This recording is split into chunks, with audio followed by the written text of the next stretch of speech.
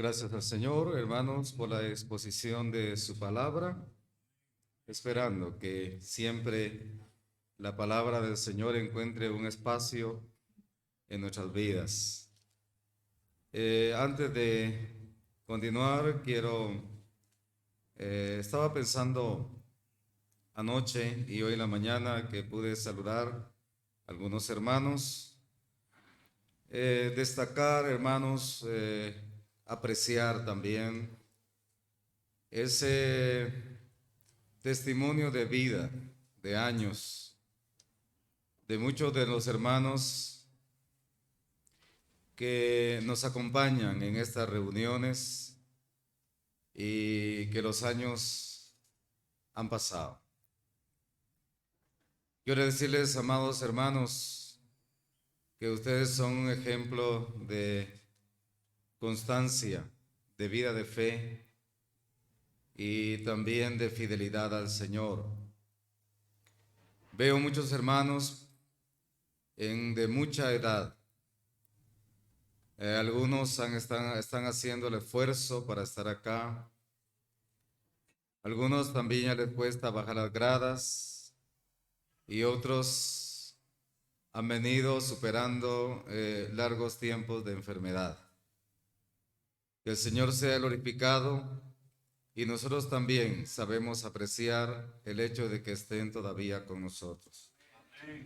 Que el Señor los bendiga grandemente, amados hermanos.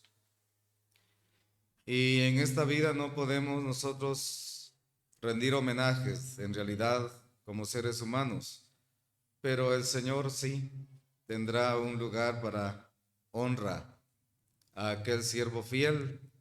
Yo le decía a uno de ellos, con su presencia usted nos está enseñando mucho.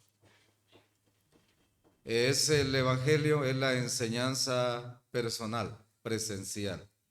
Que el Señor los continúe bendiciendo. Y del fondo del corazón deseamos seguirlos viendo en estas reuniones. Ojalá que el Señor lo permita. Estimados hermanos, ahora sí, vamos a continuar. Y quiero igualmente seguir en alguna línea de pensamiento que nuestro hermano Luis estaba exponiendo. Él estaba hablando acerca de la unidad, un tema muy interesante. Realmente no vamos a tratar la manera de no dejar tanto documentos, teoría o análisis, sino más a la práctica y a la luz de la vida de nuestras asambleas.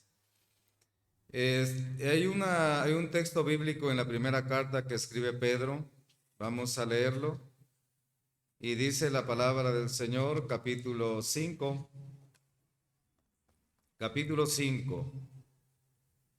Dice versículo, vamos a ver acá, 3.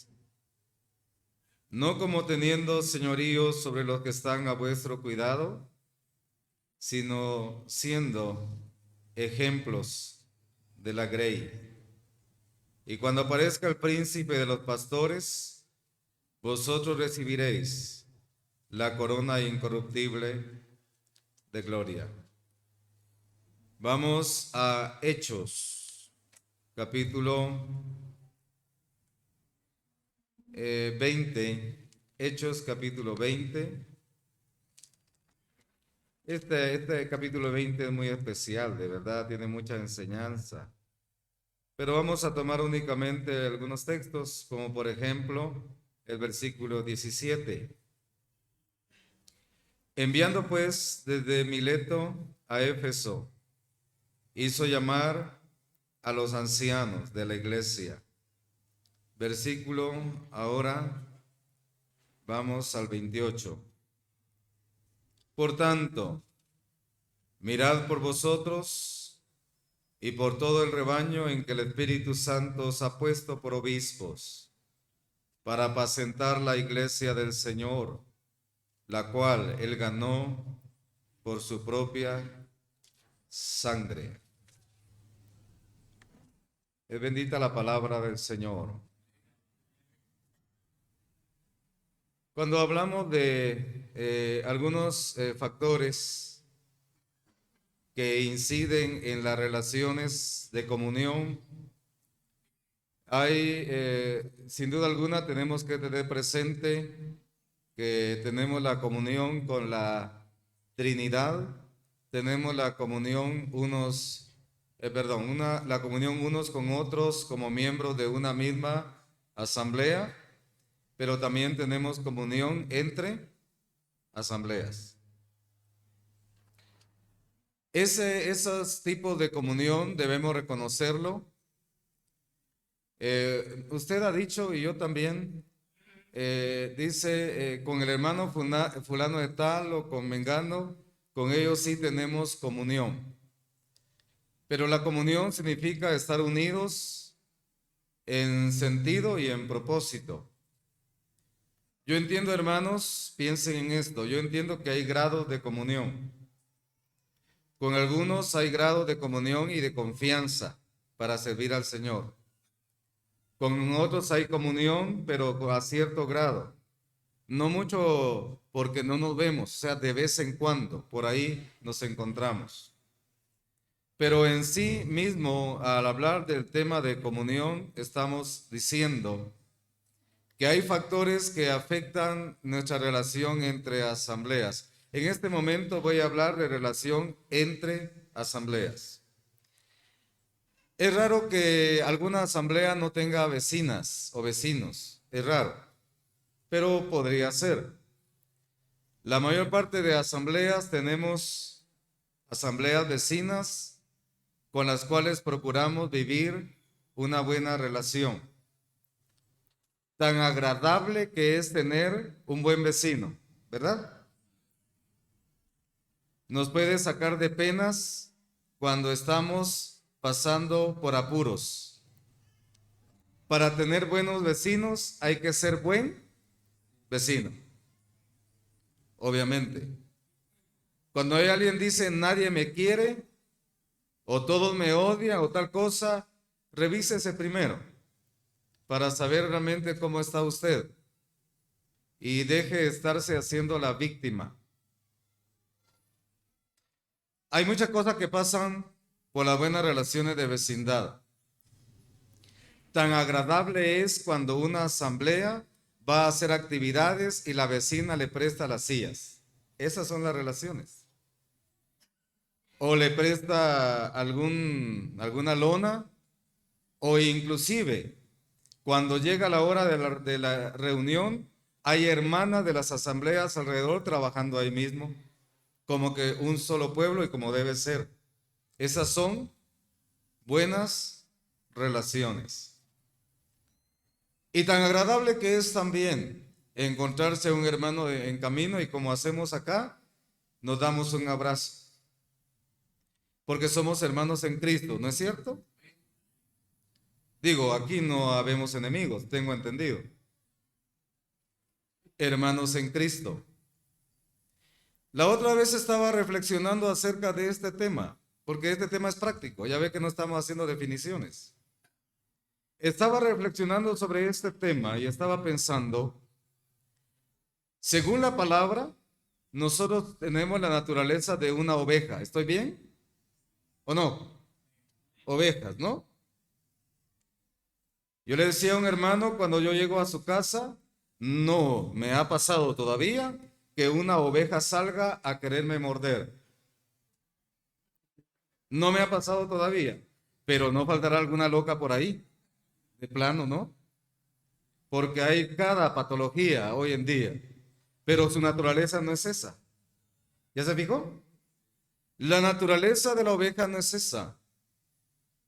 Y como nosotros cantamos y decimos que somos ovejas del Señor, el Señor Jesús me pastorea, decimos nosotros, ¿no? Muy bien. Es antinatural que un animal de estos esté manifestando una conducta que no le corresponde, a menos que sea un animal que se disfraza y que realmente no lo es. El tema es que los que yo espero que sí me muerdan algún día tendría que ser un perro. Eso sí es natural, normal. Pero que si hubiera un hermano queriendo destruir a otro, este pobre debía revisarse si tiene la naturaleza de Cristo. Porque el verdadero creyente no busca destruir a su hermano. Caín no era un creyente. No lo era. Ahora, hermanos, eso es muy práctico. Yo lo estoy poniendo a la mano. Porque de esa forma nosotros nos evaluamos a sí mismos y nos consideramos, porque el tema de la relación fraternal, ¿sabe qué es la relación fraternal? Entre hermanos. Dice una expresión, entre hermanos nos tenemos que dar las manos. Algo así. Hay un coro muy bueno que dice: y si todos trabajamos unidos, ¿qué gozo será? Tu obra es mi obra. Nuestra obra es de Dios. En la práctica, ese es un verdadero desafío. Una persona estaba hablando recientemente con ella, le estaba hablando del amor del Señor y estábamos hablando de los conflictos. Y le dije, hay un requisito, número 1, hay un requisito para que hayan conflictos. Y el primer requisito es que hayan seres humanos. Punto. Donde hay relaciones humanas, grupos de humanos, por lo general, en algún momento hay un conflicto. Y hemos dicho, realmente, si dijéramos que quisiéramos vivir en tiempos de paz completa, libre de beligerancia, entonces estaríamos contradiciendo la palabra de Dios, porque yo hablo el libro de Hechos y veo que hay controversias en cierto tiempo, como por ejemplo allí por Hechos 6, ¿verdad? ¿Qué sucedió en Hechos 6? Comenzaron los desacuerdos y las inconformidades por el servicio a las viudas a una temprana edad de la vida de la iglesia. Y es que el tema es que no es que no hayan conflictos, sino cómo los vamos a resolver. ¿Como incrédulos o como creyentes? Estábamos oyendo el día de ayer el tema, creyentes que no son capaces de resolver sus controversias y acuden a los tribunales. Fatal.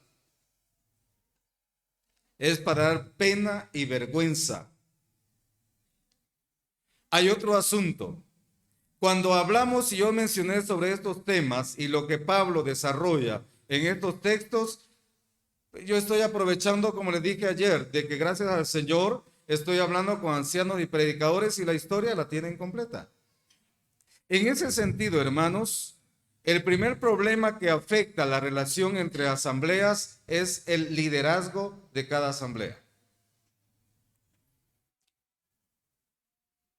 Es urgente que quienes están a cargo en administrando una asamblea sean hombres sanos espiritualmente. Porque si está enfermo, si está lleno de enfermedades espirituales, dígame, ¿cómo va a guiar a la iglesia del Señor? ¿A dónde la va a llevar? Y eso mismo, estimados hermanos, debemos entenderlo. Pablo se dirigía a Jerusalén y él iba a hacer una parada, ¿dónde?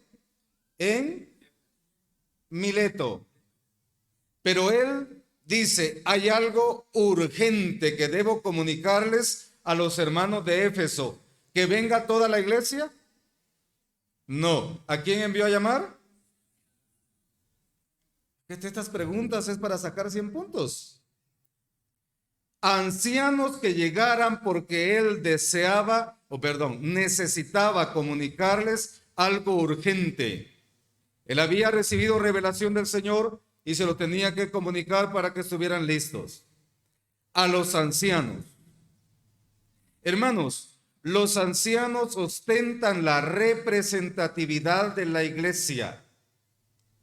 Sus decisiones afectan para bien o para mal la vida de la iglesia.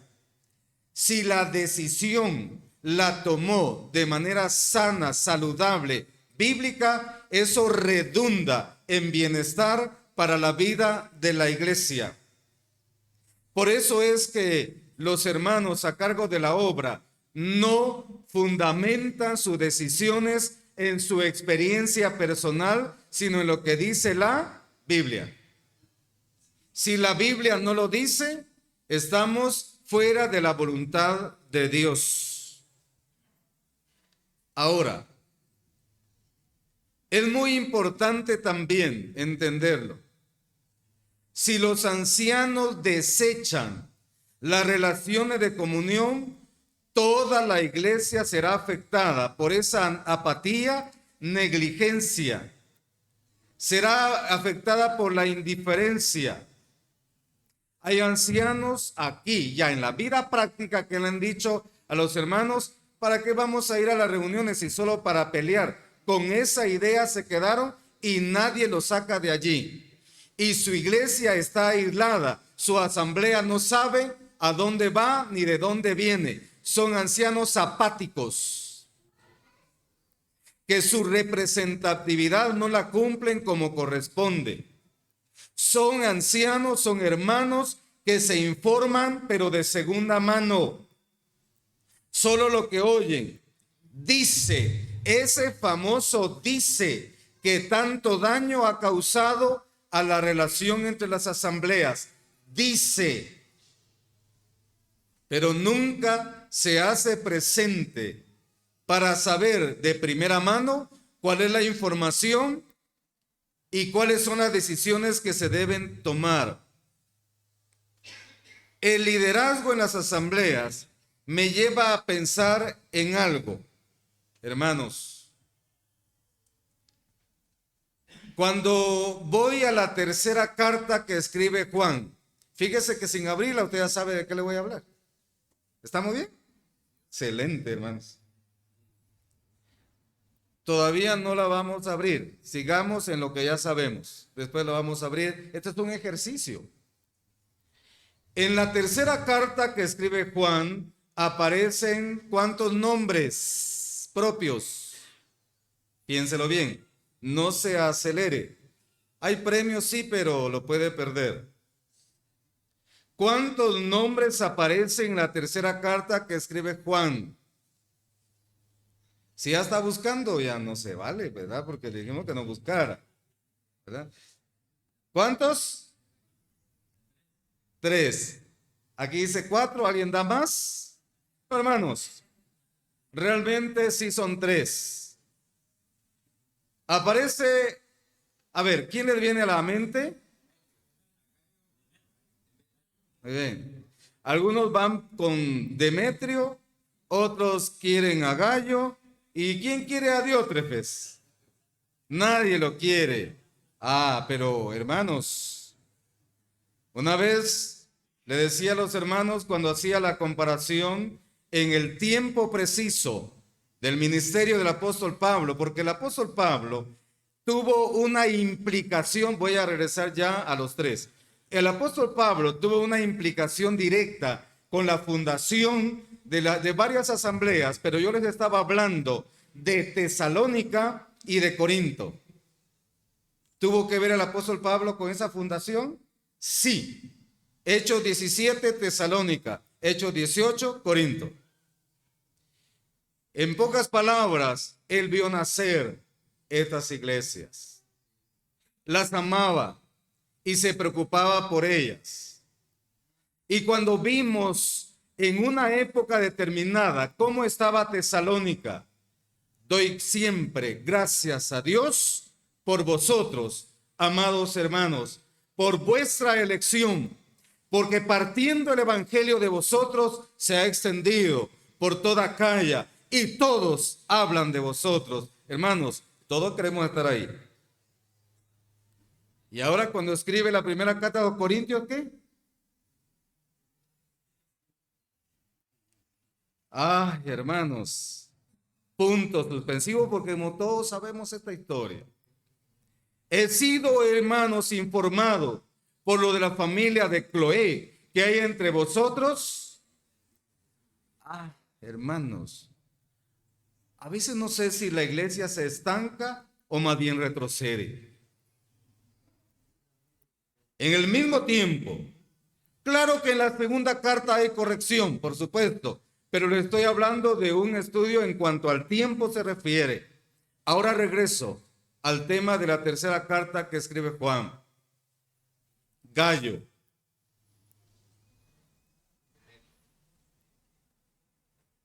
Demetrio, pero él aparece un poco más abajo. Gallo y Diótrefes.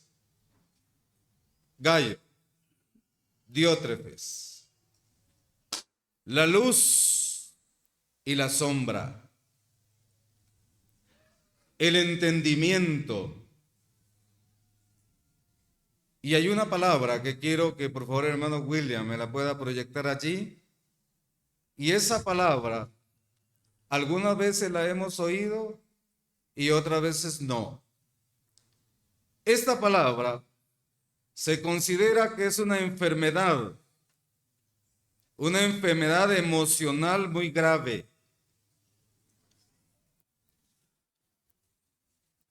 ¿Cómo se lee? La filoprimatosis. ¿Qué es esto? Hermanos, la filoprimatosis es la enfermedad de querer ser siempre el primero. Filos de desear, de amar, primatosis, la primacía. Había un enfermo allí, pero ese enfermo, el problema no era en sí, es que el hecho de que estuviera enfermo estaba muy mal, pero lo más peligroso es que era ese enfermo, era líder. Eso es lo peor. Hay líderes enfermos y esos líderes enfermos gobiernan la asamblea, no desde el punto de Cristo, sino del punto carnal. Filoprimatosis. Leamos la palabra del Señor. Tercera carta que escribe Juan. Mire, aquí dice el perfil de estos hombres.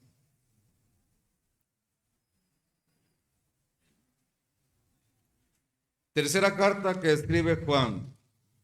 Vamos a leer versículo,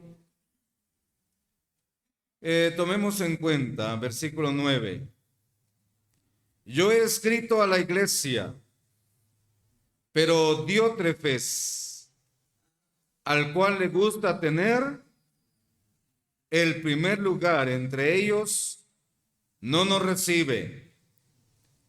Por esta causa, si yo fuere, recordaré las obras que hace, parloteando con palabras malignas contra nosotros, y no contento con estas cosas, no recibe a los hermanos, y a los que quieren recibirlos se los prohíbe y los expulsa de la iglesia. Amado, no imites lo malo, sino lo bueno. El que hace lo bueno es de Dios, pero el que hace lo malo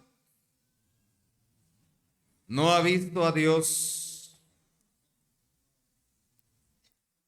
Un hombre de Dios es aquel que reconoce sus propias limitaciones. Un hombre de Dios sabe distinguir cuando ha llegado el momento de pedir un consejo. Un hombre de Dios no actúa a capricho, sino actúa de acuerdo a su palabra. Un hombre de Dios sabe escuchar y admite que hay otros hermanos que le pueden dar un consejo. Un hombre de Dios no dice, lo que yo soy es la última palabra, porque le quita el lugar a Cristo. Y en la iglesia, quien tiene la primera y la última palabra, ¿quién es? Hasta la pregunta ofende, ¿verdad? El filoprimatoso delira con el poder, desea tenerlo, gobierna de esa manera, no con el amor, sino con el látigo. Es más, hermanos, El hombre espiritual, el hombre de Dios, es aquel que tiene una mente abierta, tiene una apertura espiritual, pero el otro, en realidad, con este no se puede hablar. Este es un mandón, este es un obstinado, este no recibe consejos, este manda y todos deben obedecer y se terminó. Este no construye, este destruye. Examina a la luz de su propio criterio las decisiones y eso perjudica las relaciones entre las asambleas. No se puede. Quisiéramos tener relación con tal asamblea, pero aquel no deja. Se convirtió en el dueño y señor. Ahora él es el señor. Y el verdadero señor estará tocando a la puerta. Las relaciones de comunión se ven afectadas por esta clase de liderazgos. En realidad, es más, muchos de ellos gobiernan la asamblea como si fuera un destacamento militar. Así, el punto exacto de la palabra del Señor es que un liderazgo espiritual juzga las cosas espiritualmente. Tan hermoso que es tener relaciones entre las asambleas. Tan hermoso que es practicar la unidad. Diótrefes dice que aquel que no pensaba como él era capaz inclusive de expulsarlos de la congregación. Tú no piensas como yo, como dijo alguien por ahí, que se vaya, no importa. Yo quiero trabajar con mi propia gente, dijo. Hermanos, hay otro asunto importante que hablando de factores que inciden en las relaciones de comunión, ya el hermano Luis mencionó algo al respecto. La murmuración, la calumnia, la mentira, que no es lo mismo que denunciar un error, no es lo mismo, no hermanos. Toda murmuración es una conversación en perjuicio de otra persona. Es más, es quejarse entre dientes, es hablar a voz baja, es criticar, censurar. El propósito es desacreditar, desprestigiar. Cuando yo les hablé de las ovejas y les hablé también de los perros, tiene que ver con esta analogía. Hermanos, si vamos a los ejemplos del Antiguo Testamento, el caso que encontramos en Éxodo capítulo 15, versículo 24, 16 también y versículo 2, o Números capítulo 16 y versículo 41, qué terrible consecuencia trajo a aquellos murmuradores que se habían levantado en la congregación, porque hermanos, todo espíritu de murmuración, de crítica, no ayuda al bienestar de una asamblea. Recuerde Salmos 133 que fue leído hoy. ¿Qué dice ahí? Mirad cuán bueno y cuán delicioso es habitar los hermanos juntos en armonía. Podemos estar juntos, pero no en armonía. Podemos estar partiendo el pan a la par, pero no en armonía. Y siempre me he preguntado, hemos hablado con los hermanos, es increíble esto, es que esto es increíble. ¿Cómo es posible que seamos capaces de buscar destruir a los hermanos y estemos predicando la sana doctrina? ¿Cómo? No entiendo. No lo entiendo. ¿Cómo es posible que estemos queriendo destruir a los demás y nos pongamos hasta rojos así porque creemos defensores? Realmente defensores no. lo que son legalistas, que no hemos entendido la palabra del Señor y que llevamos la palabra a otro lado, defendiendo lo que ni siquiera sabemos. Mire, aquí ese es el segundo factor. Cuando hablamos acerca de este tema, hermanos, ¿cuánto daño nos causa en las relaciones? ¿Cuánto? Y si nos referimos a los ejemplos, hay abundantes en la palabra del Señor. Leamos Proverbios capítulo 16 y versículo 28. Un hermano que me ayude, por favor, Proverbios 16, 28.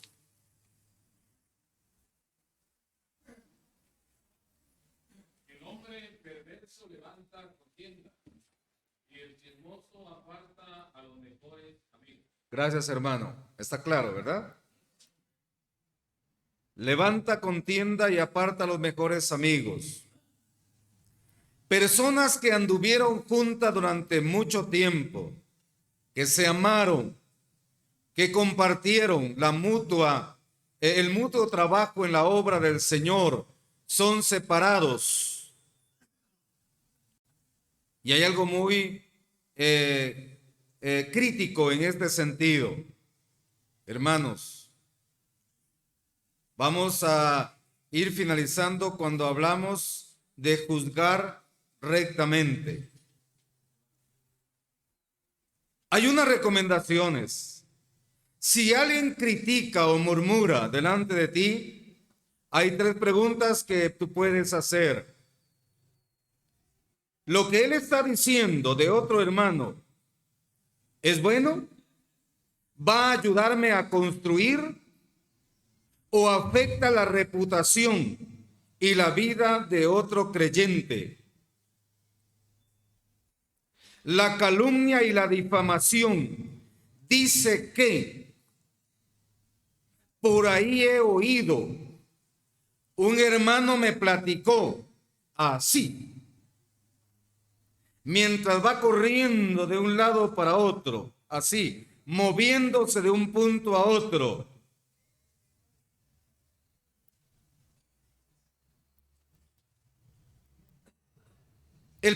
Otra pregunta es, ¿estás completamente seguro de lo que estás diciendo?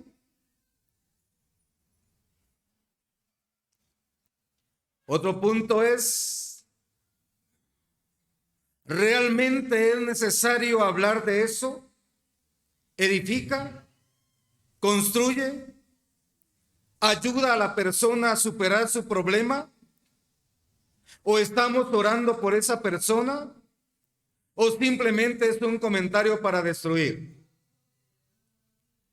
Todo esa conducta o educación cristiana nos lleva hacia un texto bíblico, el Evangelio de Juan, capítulo 7 y versículo 24. Estamos ya, les aviso, en la conclusión.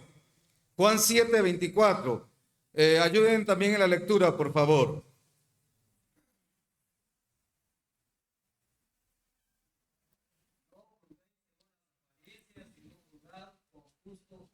Gracias, hermano Guillermo. Sería tan amable de repetir. No juzguéis según las apariencias, sino juzgad con justo juicio. Muchas gracias, hermano. ¿Quién dijo esto? Si usted tiene una Biblia donde las palabras del Señor aparecen en rojo, así le va a aparecer. El Señor.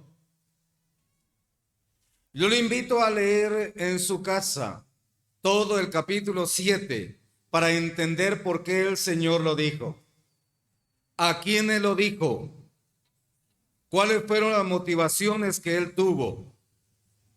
Para que un juez pueda dictar una sentencia, ya sea condenatoria o absolutoria, este juez debe tener todos los elementos de prueba para poder dictar su resolución. Imagínense a un juez diciendo, me contaron por ahí que tú hiciste tal cosa, vas para 20 años de prisión. ¿Será así? Entonces, ¿cómo nosotros somos capaces de asegurar cosas que no nos constan, que no hemos visto, que no lo sabemos de primera mano, pero que destruye la vida de un hermano, que deja a un hermano en entredicho, en dudas, que no se sabe si es cierto o no. Hermanos, el Señor Jesucristo mismo lo está diciendo: juzgad con justo juicio, tener los elementos de prueba suficientes, es más, tener los elementos de convicción suficientes para poderlo asegurar. Y si no, eres un calumniador, eres un chismoso, eres un difamador y realmente debería ser puesto en disciplina. Ese es el lugar, porque estás contaminando a los demás, estás pervirtiendo la mente y corazón de los hermanos y hacen que los hermanos duden de otro hermano sin causa justa. Entonces eres igual o peor de aquellos que crucificaron al Señor. ¿O acaso no eso le sucedió al Señor? Claro que sí, era para que la escritura se cumpliera. Y sin embargo vemos allí, yo digo, fue el juicio injusto más grande de todos los tiempos. Pero claro, fue por amor de nosotros. Y lo sufrió, y cayó, y no abrió su boca. Y sin embargo, estimados hermanos, ¿cuántos hermanos a raíz de los últimos hechos dieron por verdad muchas cosas? ¿Cuántos arrastraron a los demás en sus mentiras? Construyeron una mentira y por esa mentira fueron arrastrados muchos. Y hoy están así, defendiendo la sana doctrina. ¿Cuántos llegaron a dudar? Le decía a los hermanos, ¿cuántos hermanos antes nos llamábamos y todo se terminó? Fueron contaminados, pero no averiguaron la verdad. Solo reaccionaron, porque no solamente allí pecó el difamador, sino aquel que le hizo caso, al que se dejó contaminar, al que se contaminó la mente, hermanos. Y en ese sentido, ¿cuántas cosas pueden destruir una mala información? La averiguación de la verdad es muy importante. La averiguación de la verdad, estimados hermanos, es tan elemental para tener un justo juicio. El Señor Jesucristo estaba dispuesto, gracias hermano, el Señor Jesucristo estaba dispuesto a ser examinado, pero ellos deberían hacerlo con justicia, como debe ser. Hermanos, que las disciplinas que se dictan en la asamblea, ojalá que no les falte la justicia, como corresponde. Ojalá que no seamos responsables y vayamos a sufrir pérdida ante el tribunal de Cristo. En realidad hay muchas cosas aquí que damos por hecho, pero yo le decía a los hermanos siempre, si tu conciencia no te acusa y si has ido ante el Señor a examinar tu vida y si ante el Señor realmente tú estás a cuentas, sigue adelante. Que nada ni nadie te detenga. Porque la mentira tarda mientras la verdad no aparece. Juzgar, dice el Señor. Y en nuestras relaciones entre asambleas, nosotros también debemos de cuidar, hermanos, porque si hay algo tan delicado, pero tan delicado así, son las relaciones de comunión y de unidad. Son como aquellos hilos, hermanos, miren, que tan fácilmente se pueden romper. ¿Y sabe a quién le interesa eso? En primer lugar, a Satanás. Él es el enemigo de la obra. Él siempre ha buscado causar tropiezo, pero en fin, no le vamos a echar la culpa a este ser si nosotros mismos también somos responsables de nuestros propios actos, de nuestras propias decisiones y de lo que aseguramos nosotros que es la verdad. Estimados hermanos, estábamos hablando, el Señor quiere que su iglesia sea cada vez más santa y pura, porque pronto el Señor nos va a presentar ante su Padre y nos va a llevar a su presencia. Hoy es el momento que podamos decirle: Señor, ayúdame, por favor. Necesito ser un vaso limpio, útil para honra y gloria de tu nombre. Y es más aún, por estar a cargo de una congregación, necesito que tú me ayudes, Señor. Quiero estar limpio, apto, dispuesto para toda buena obra.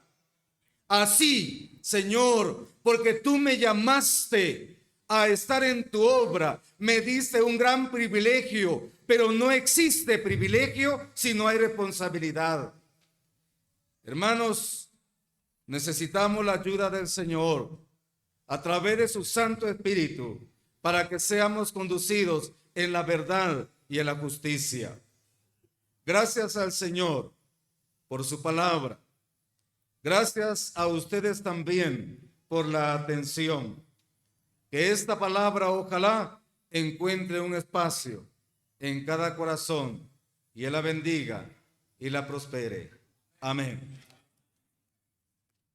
Sembraré la simiente preciosa del glorioso evangelio de amor. Sembraré, sembraré mientras viva. Hemos llegado al final de esta meditación, confiando que la palabra de Dios ha sido de bendición para su vida personal. Sembraré mientras viva simiente de amor. Segaré, segaré, segaré, segaré al hallarme en la casa de Dios. Sembraré corazones sensibles la doctrina de Dios del perdón. Sembraré, sembraré. Lo invitamos a estar atento a nuestras próximas transmisiones, también a compartir nuestro contenido para poder llevar la palabra a más personas. Que Dios los siga bendiciendo. Mientras viva simiente de amor, segaré.